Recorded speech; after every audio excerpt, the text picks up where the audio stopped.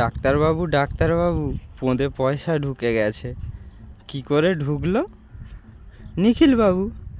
আরে ঢুকলো বলতে ওই আর কি হলো। আরে কি হলো? আরে হলো বলতে ওই হলো। আরে কি সেটা তো বলবেন। হ্যাঁ হ্যাঁ বলছি। আরে এত রাগীভাবে? আরে না না ও কিছু নয়, শুধু ব্যথা পাচ্ছি তাই। আরে ডাক্তারবাবু দিন তো, বের করে দিন তো। কি করে ঢুকলো পোঁদে পয়সা? বলে ওই মন্দিরে গেছিলাম আর তারপরে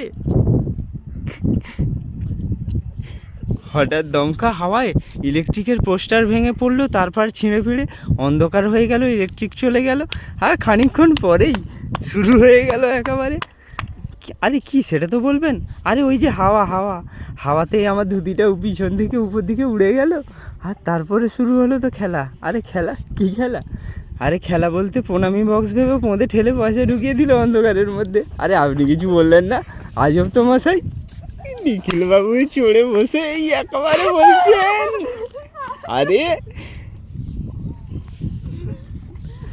না না, ব্যাপারটা হলো অন্ধকার তো বুঝতে পারেনি, প্রণামী বক্স ভেবে ঢুকিয়ে ফেলেছে। ওটা কিছু মনে করবেন না। তা আপনি কিছু বলবেন না? হ্যাঁ বললাম তো। আরে কি বললেন?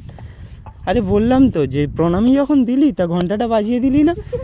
তা বাজায়নি? আরে বাজায়নি বলেই তো ডাক্তারবাবু আমি আপনার কাছেই এসছি। থ্যাংক ইউ, ধন্যবাদ।